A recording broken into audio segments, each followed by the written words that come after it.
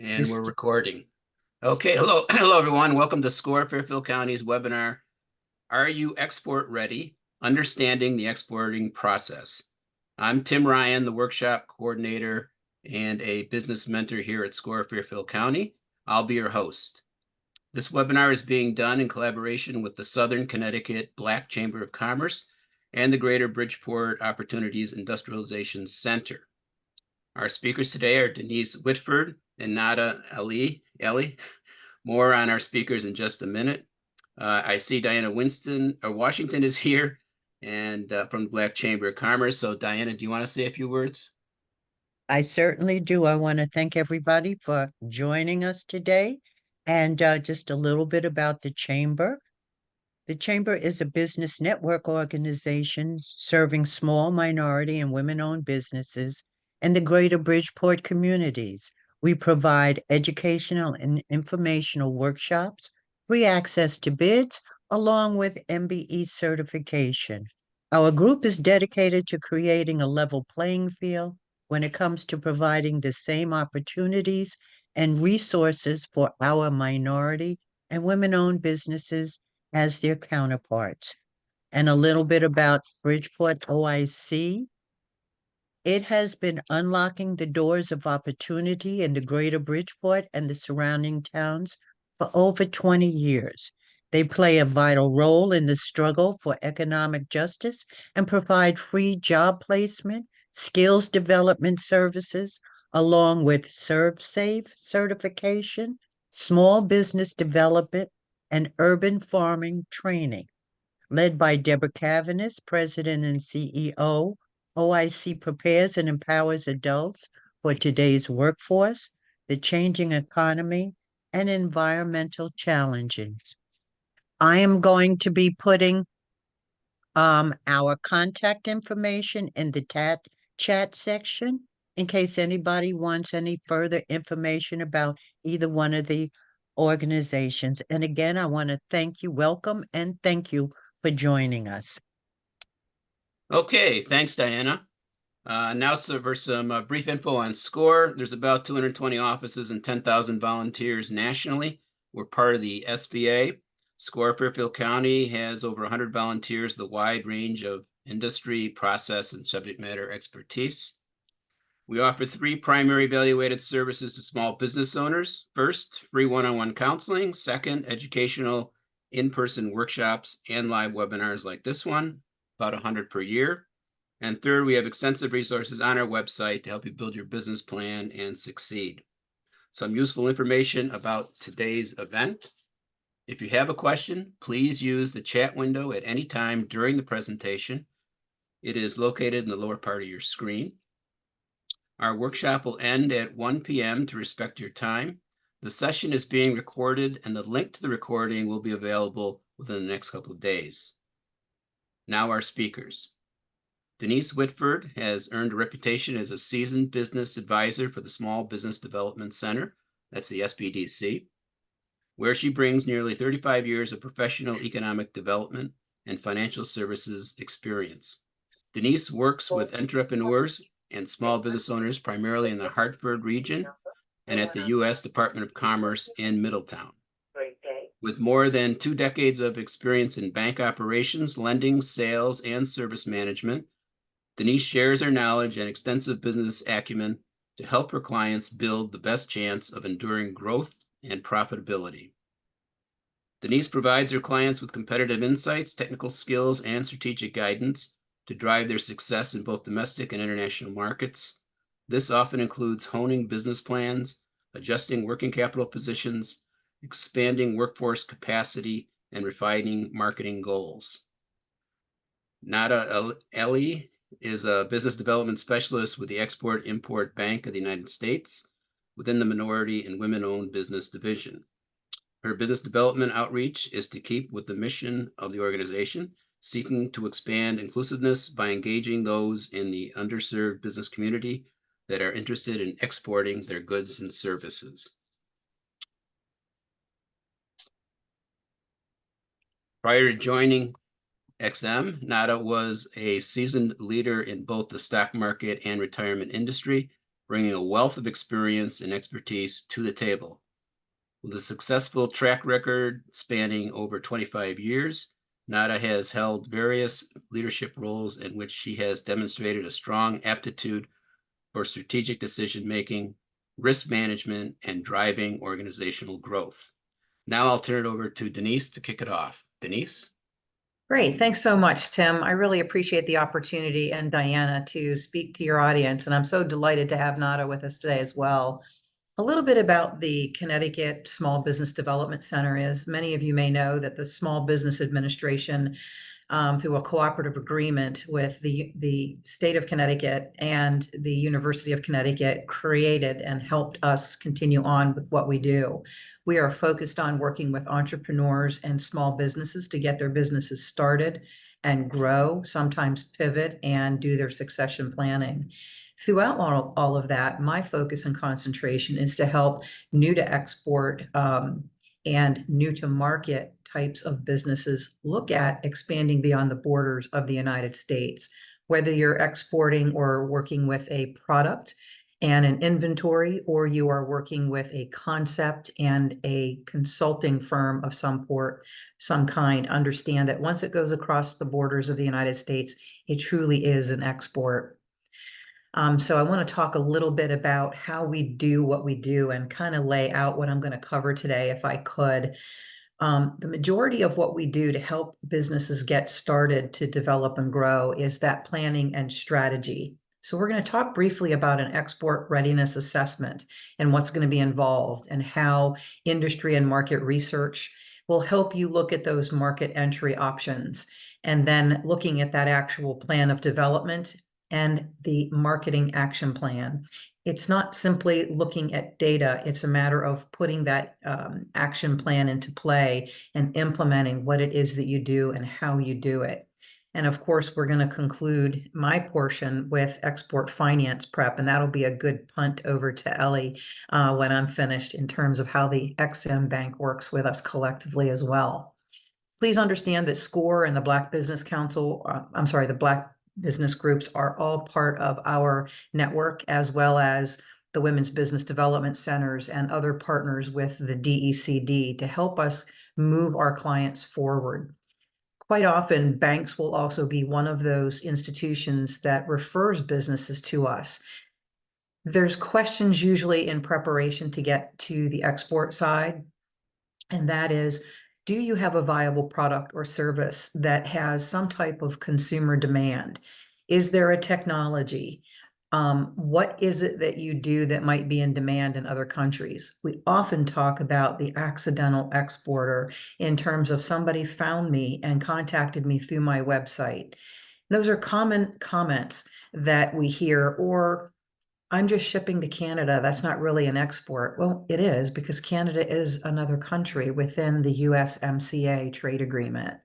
So we help people understand where that demand is coming from, where it could come from, and how we get that technology and the knowledge that you have, as well as the product you have, into the hands and minds of others who can utilize it. The fundamental reasons to export come in a number of ways. And I talked a little bit about the accidental exporter. But the reality of this is we start talking about economies of scale and diversifying, your consumer risk. Well, what does that mean? If you sell all of your product or service within one specific area, let's say that's central Connecticut only, there's some risk. If there's some kind of economic or other related issue that suppresses or pushes down that demand, your profit can potentially go down. So diversifying that and moving your product into a new market can help you diversify. Sometimes other countries are doing better than we might be here in Connecticut, or other parts of our country even can be doing better economically. So again, we look at what it takes to diversify your risk. Avoiding domestic conditions. There can certainly be parts of the world, including the United States, where there might be domestic conditions where there could be violence or floods, weather-related types of trauma. And if we experience that, and that's the market that you're selling your product to, again, that's putting you at a risk. So we want to be able to look at other types of markets to move you into. Could also be that you have a really heavy inventory and you're not moving it as quickly as you could in normal channels. The other reason that folks really start thinking about exporting is the demand for the US made brand. Just about everything that is stamped US made, there's a very high demand in most other countries. Our country and that stamp, certified by FDA, USDA, generally has a very high standard across the world. So there's a very high demand for that. Keeping a couple of things in mind as you're looking at exporting your products or service, do you have the capacity to do this? And what I mean by that is if suddenly you start marketing to, let's say, Europe, and they really like what you're marketing to them and selling to them, do you have enough capacity financially with your staffing and your supplies to create what they need so you can fulfill that demand? So we need to make sure that we think about that, as well as things that come down to the product adaptability. In some cases, for example, when you travel to other countries, I travel frequently, the electrical plugs don't fit in the wall. We have to make sure that you have an adapter, and that's a really good example of adaptability. But the labeling and pictures, how you do your labeling and the content, there are different requirements that when you cross the borders, we need to keep in mind. So I wanted to touch on a few things there. Well, I think those are great points in many ways for many people, but how do you get there? How do you know if you're ready? At the SBDC, we do a export readiness assessment. It looks at a key group of factors for, is the company ready, but is the product ready? And that assessment is done on a numeric scale. And we find that when we produce these types of assessments, it reveals a lot of really good positive things about your business and your capacity and your preparedness, but it also helps us identify the gaps where we can help you shore it up and make sure that you close those gaps. It might be capital. It might be the right people in place to help you understand how to get the product out and get paid. And those are conversations we need to have so that you're prepared with collecting. Frequently, we engage in relationships in other countries. We want to sell that product, but we don't perform the due diligence to ensure that our product is going to arrive, but we also get paid. So I think that we want to make sure that we go through that assessment. And the higher the score on this assessment, the more likely you are to succeed. Because again, we are identifying as we go through that assessment where you're strong and where you might need some help. Once we get past that side of our assessment, we start looking at the knowledge base of the clients. What do you know about your particular market and your industry? But what do you not know that you don't know about other potential markets? I put a few tools on the screen just so you have a good idea of where we might get these. The Global Market Finder is one of the best, as is trade.gov.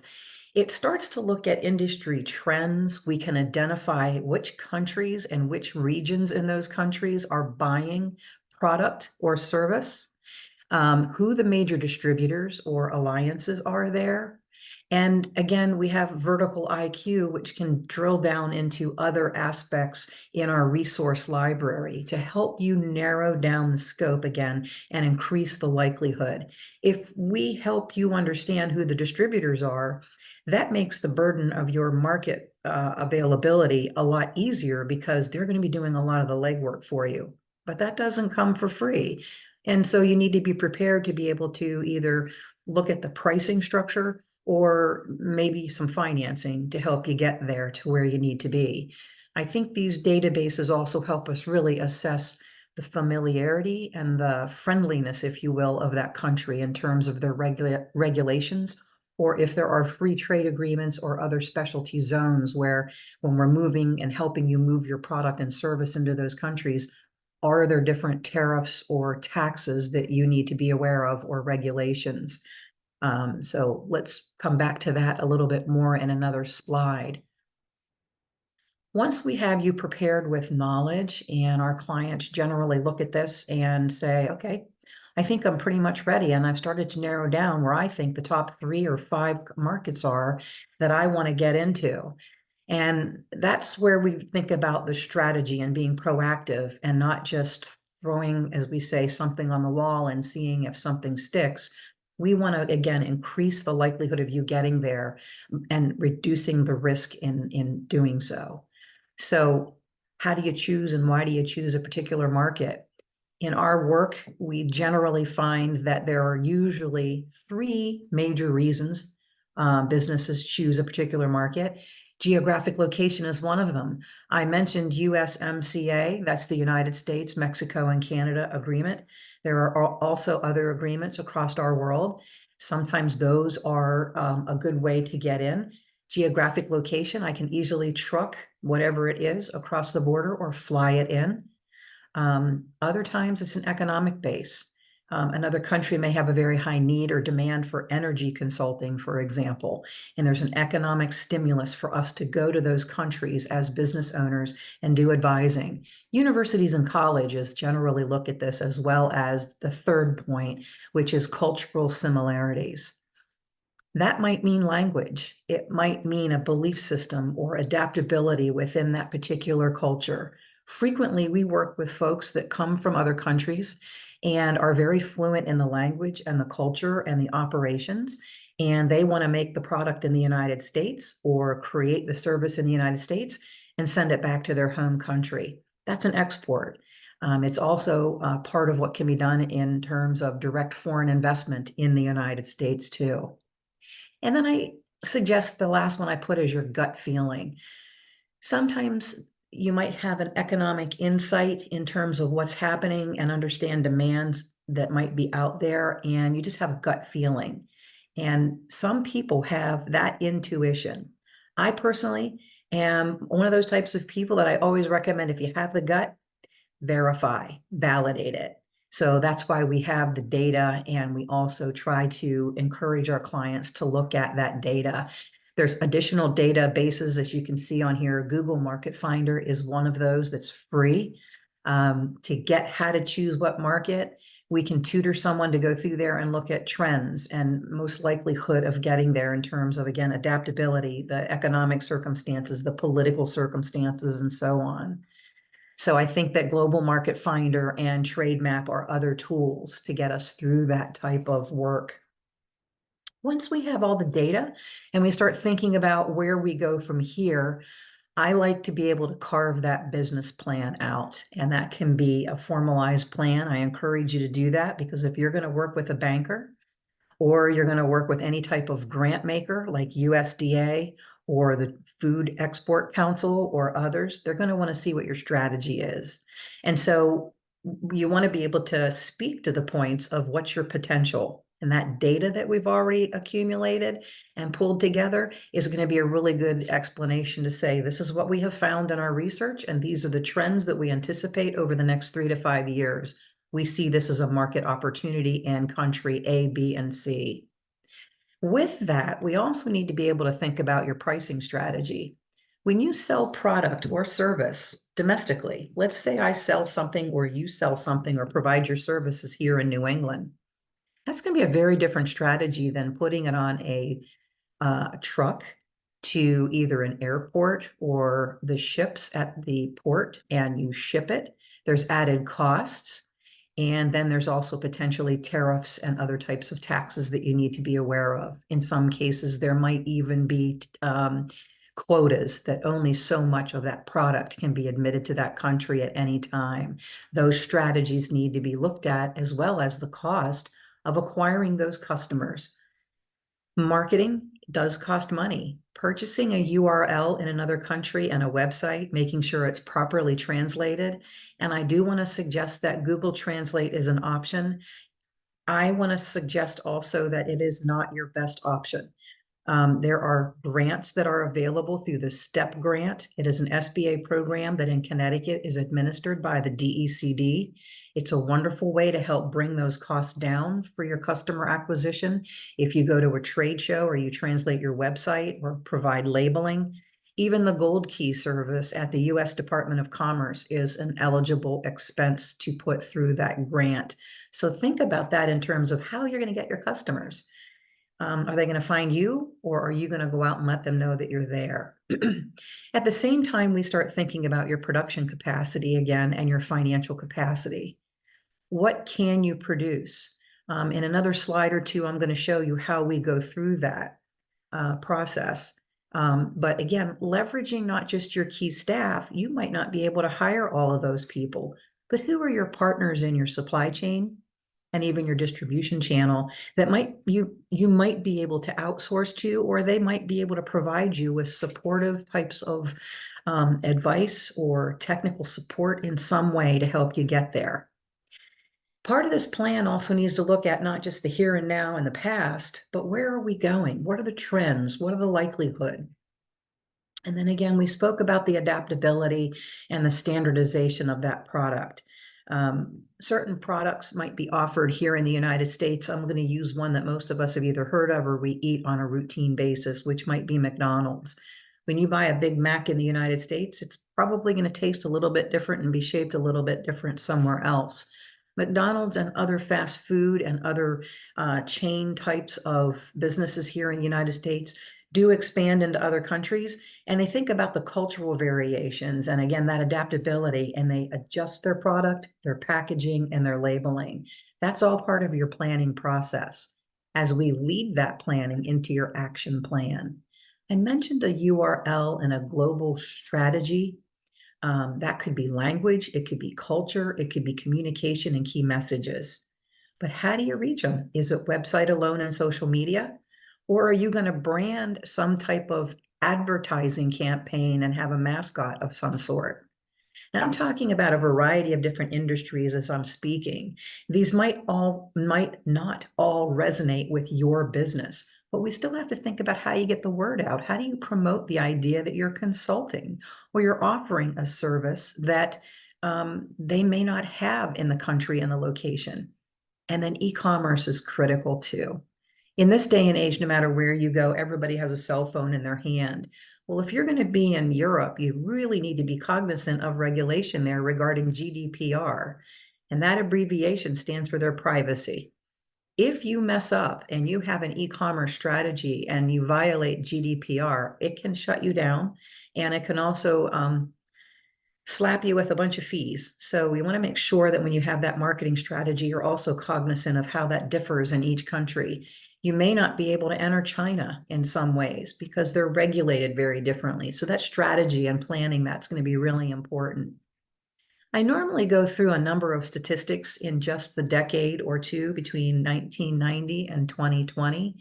That data is revising, but think about if you are as old as I am or a little older, think about 1990 if you were alive then, or 2000 or 2010, and each decade, how data has become a major part, or access to data, a major part of our world. And then also think about, we have websites that can take us globally, but what about localizing it? We know that when we do social media here in the United States, you can localize that strategy to hit people only in advertisements within a certain region. You might want to do that if you go to another country as well. If you're in Northern Italy, it's very different than Southern Italy. And parts of Africa also vary. Latin America may be the same thing. So globalizing it, but also being very thoughtful in how you localize it. And again, I can't emphasize enough in terms of translation. So as I'm bringing this to close to an end here, this is an example of how we help clients look at and how you should really prepare to export. Don't want to assume that you're all brand new. So financials might be something that's routine to what you do. Having a solid accounting system and being able to look at what you're producing and the cost of what you produce in terms of what you're selling it at and the price that you're selling at, all of the different landed costs to get your product and service from the US to wherever it needs to be, and then comparing that month over prior month or over prior year, and then over a quarterly basis or annual if you're growing. What are your trends in your financial data? This language is going to be something that we help our businesses familiarize themselves with, because they need to get to the point for supply chain. How do you finance all of this? The SBA and XM are two of our most important and regular partners in this process. And you're going to hear in just a few minutes from my colleague from the XM Bank and how they operate. But an SBA loan can certainly provide a guarantee to your lender. It reduces their risk. And with an export loan, whether it's a loan or a line of credit, the guarantee to that bank is 90%. So that means if you default, they're getting a 90% guarantee. So it can be attractive, but it can also be attractive along with XM Bank for you in terms of enabling you to finance and even insure in some cases with export trade credit to make sure that you get paid. The USDA is a great partner. All of this is part of the capital system. I have two more hexagons there that show us equity and factoring. Sometimes putting your own equity into it might be your only opportunity because you need to move very, very quickly, or you have a great opportunity and you seize it. Factoring might not be there for everybody, and it might not be the primary choice. It needs to be managed very, very closely.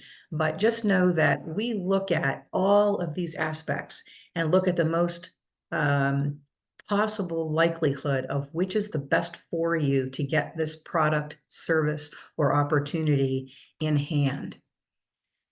Well, this is my next to last slide, and I just want to say that this has been a great opportunity to share with you. This resource is an SBA resource. It's called the Export Business Planner.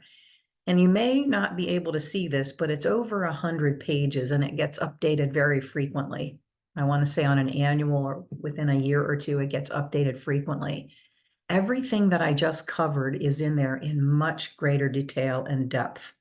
I would encourage you to think about whether you come to the SBDC or one of our other SBA partners like SCORE or Women's Business Center or even the Black Business Council. I would encourage you to educate yourself, get as much information as you can, and remember you're not in this alone. There's a team of us technical service providers out there that want to help you export and find new markets.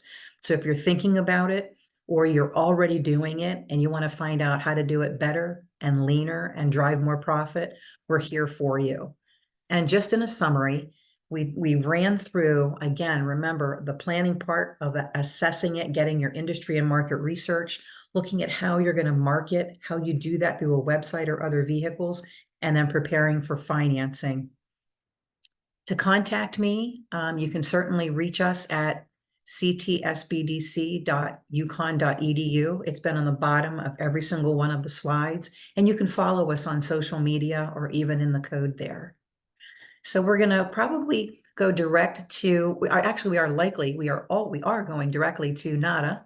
And then at the very end of this presentation, we're going to do questions and answers. So if anyone has a question, I would encourage you, again, like Tim said in the beginning, to enter your questions into the chat, and we will cover that in just a few minutes. So Nada, I believe it's all yours. All righty. Thank you, Denise. Hopefully everybody is seeing my screen well. Again, and I forgive my colleagues. I tell them all the time, my name just causes a lot of issues, but I am Nada Ali, Business Development Specialist at XM Bank, which is also the Export-Import Bank of the United States. And I'm happy to be here today. I'm very thankful that I was asked to be a part of this webinar, and I will go ahead and get started. What is XM? I'm quite aware that a lot of individuals are not aware of who we are. We are a U.S. federal government agency. We've been in establishment since 1934, and we are headquartered in Washington, D.C. We have 12 regional offices nationwide. And what is it that we do? Quite frankly, our mission is to create U.S. jobs by helping small businesses export globally. We want to fill the gap and complement some of the private sector financing, and we want to be able to level the playing field for our small businesses. At XM, we are very in tune with equity, diversion, and inclusion. They are our major priorities, and we are proud to provide support to all the members of the of the underserved business community. My particular division is the MWOB division, which is the Minority and Women-Owned Business, Disabled, Veteran, and LGBTQ division. What we do is we ensure an equitable distribution of services. We train exporters. We handhold the customer's hands. We provide resources. We also offer webinars such as this and seminars and roundtables where we will come and we will explain to you what resources are available to you and how we can help you move in the direction of trying to get your foot in to begin your global journey. We nurture our clients and we let them know what requirements are eligible, and we also offer government programs for financing. We have, as I mentioned, we do webinars, seminars, symposiums, and in 2023 alone, we have done at least, or had done at least 99 of these outreach and education events. The audiences that we served, again, are minorities, women, veterans, disabled persons, rural businesses, all of the businesses that are formed within the underserved business community.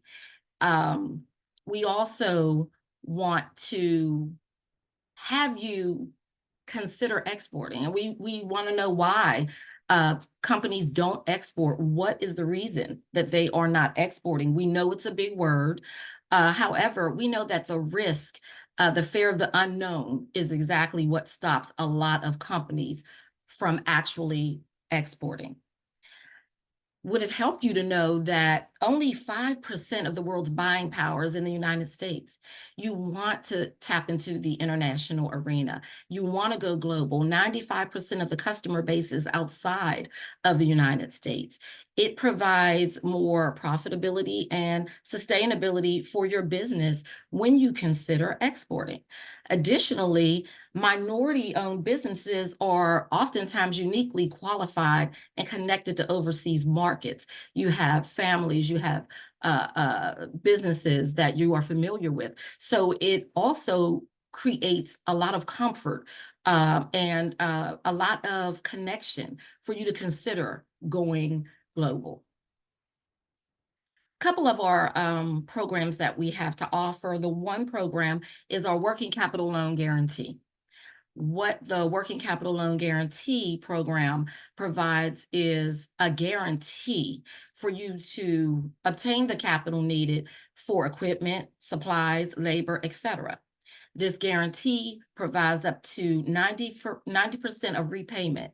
For example, if for some reason the foreign buyer is unable to pay you, there's cash flow issues, or you're having cash flow issues, as Denise mentioned, and you're unable to satisfy the repayments of the loan, we are a guarantor on the loan with you.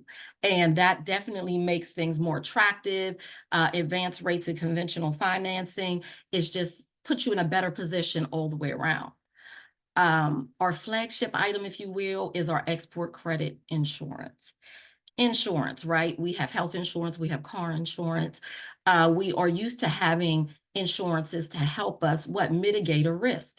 In this particular instance, you are mitigating the risk of non-payment from your foreign buyer. Again, this can be a foreign buyer that you've had a great relationship with, but unfortunately they are experiencing some cash flow issues. So you want to make sure that your goods and services are covered when you are actually doing this exporting.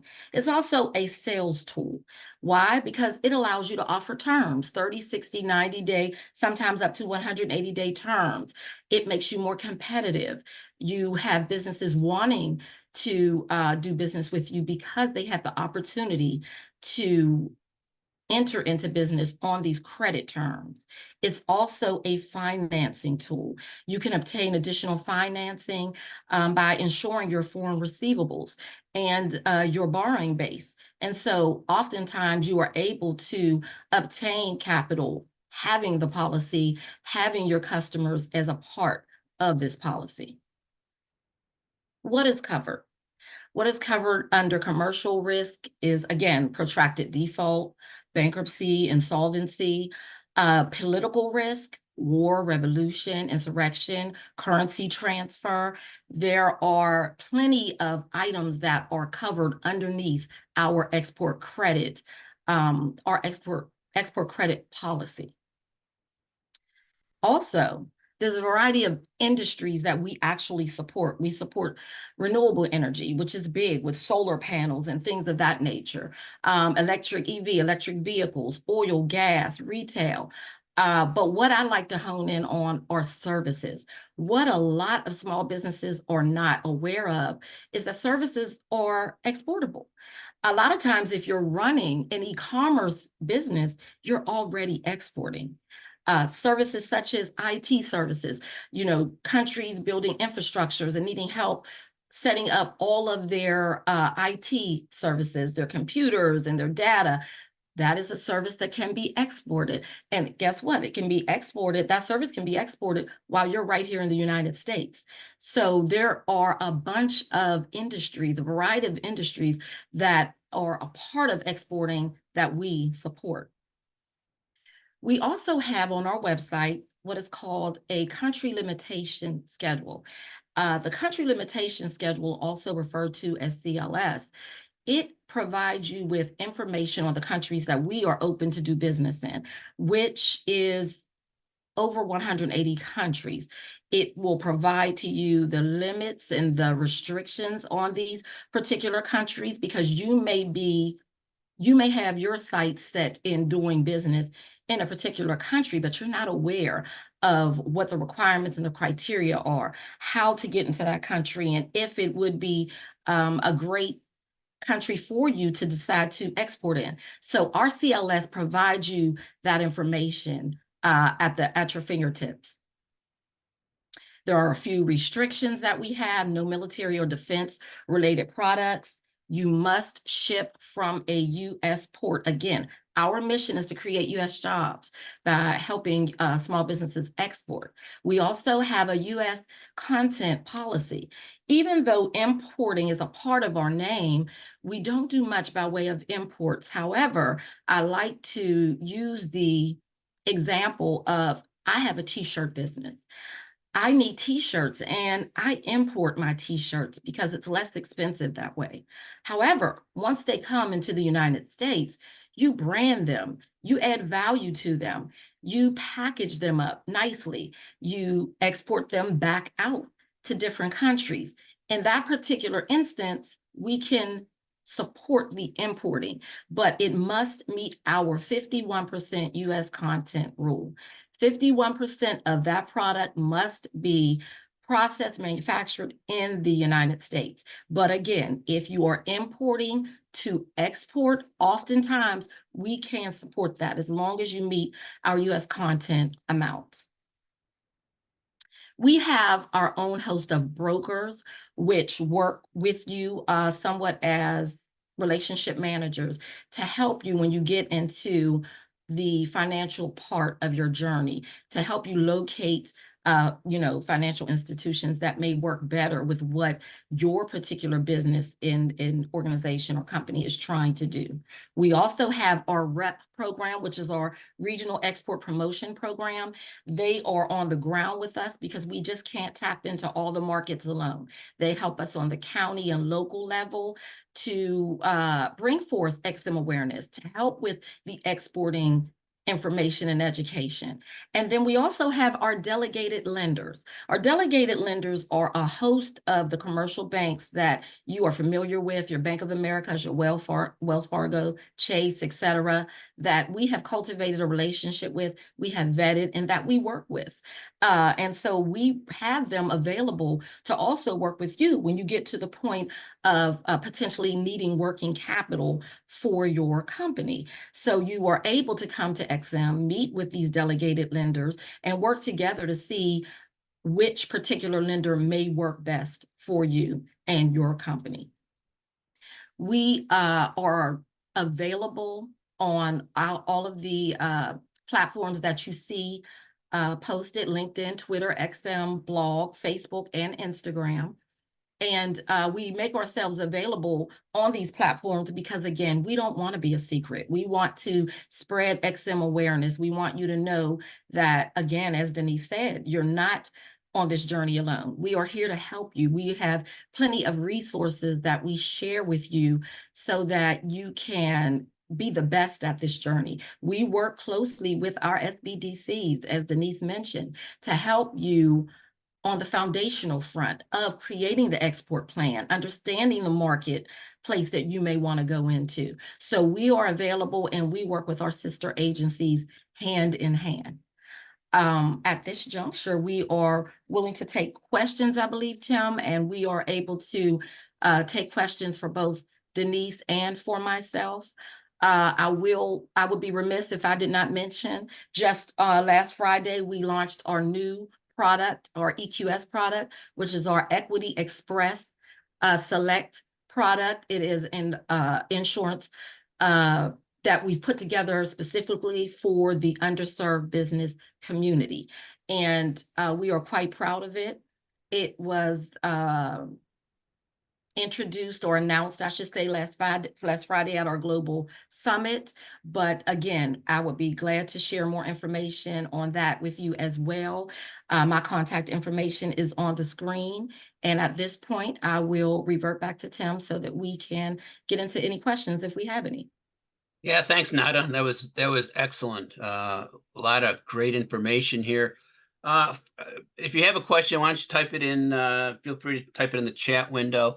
First question is, and probably Denise would be the best for this one. Is just can you give us an example of a small business that you might have dealt with recently that exported, and what was the product or service they exported, and what countries seem to get used the most, I guess?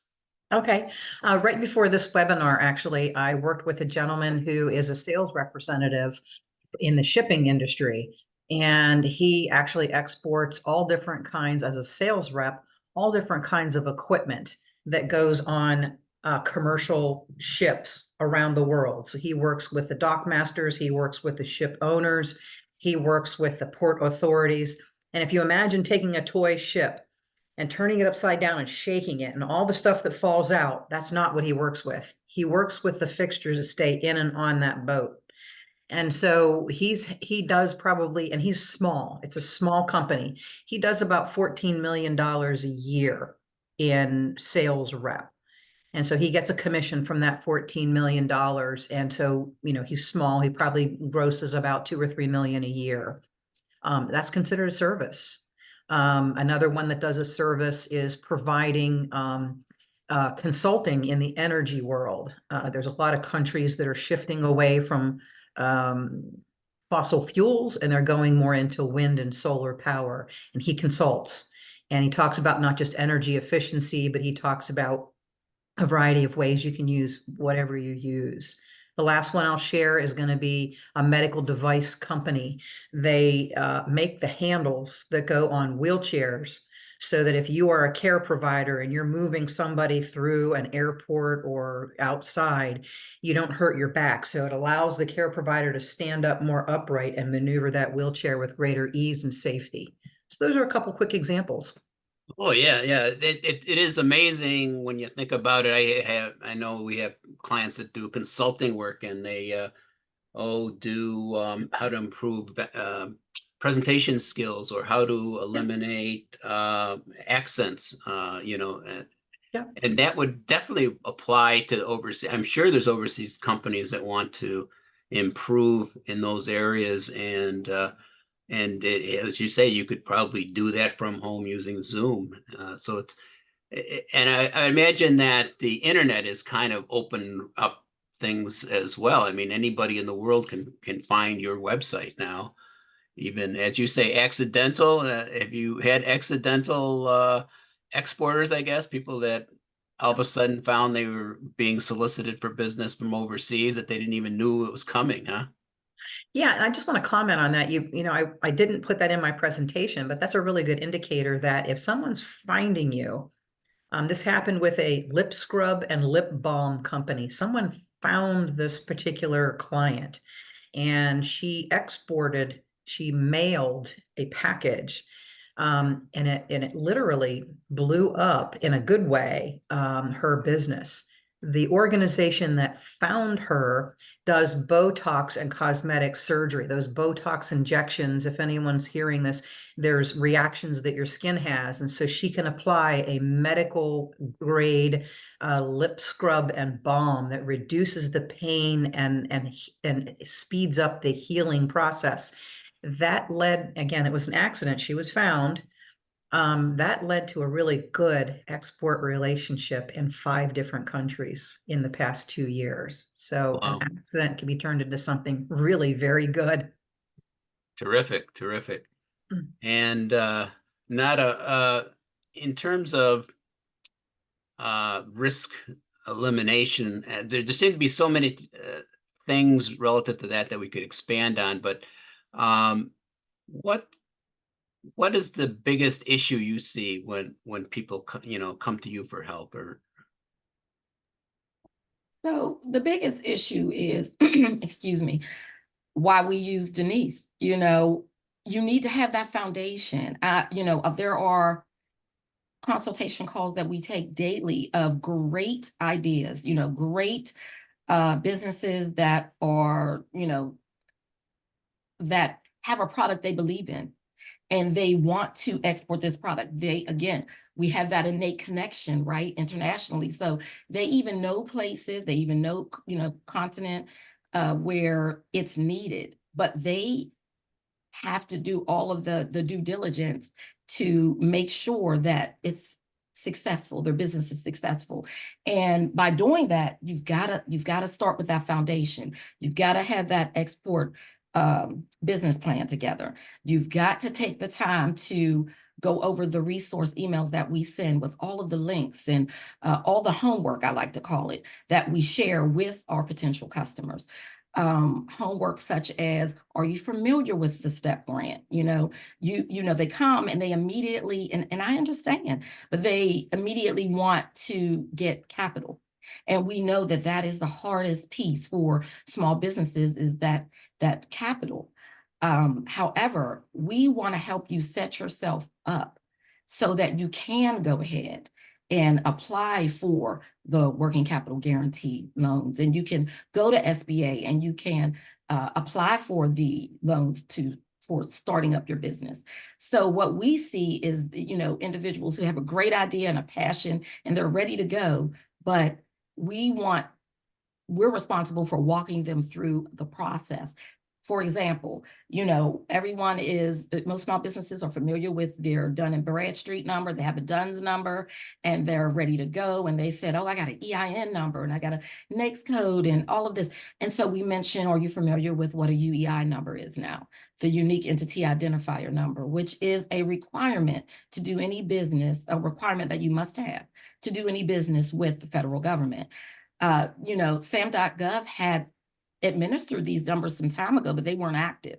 They weren't using them. Well, now they're activated, and now they've got to be used along with your DUNS, not in lieu of.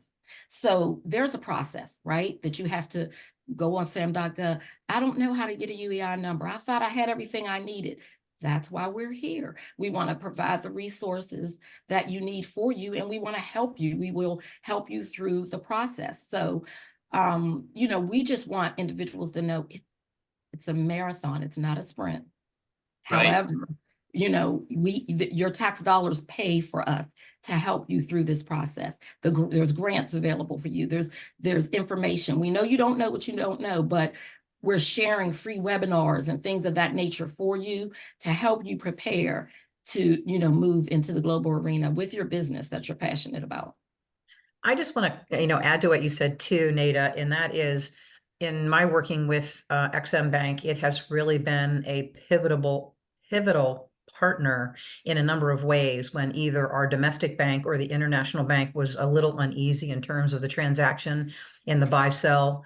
One side might not have been strong as the other, but XM stepped in and worked with the banks and also provided that credit insurance. So it really enabled the US company to get that deal and make the import-export side of it work out. So I see them as a viable partner, not just for the SBDC, but lenders and clients, both on the buy and the sell side. So I'm blowing your horn for you too, Nada, but I just got to Thank say you. it's been a wonderful relationship, Yes, and we're delighted to work with you all. it's that ditto. So, for a typical person that might be online, whether they're making candles or they're a consultant that does some kind of consultant, if they're interested in getting international sales, but they're not really sure if there's even a market and or what country they would go to. I mean, is that something they can come to you, Nada, and ask, and you could give direction in terms of whether that product or service is wanted overseas or needed overseas, or can you give existing sales, I guess, of what of those type of products overseas and what might be successful, I guess? So they definitely can come and ask us.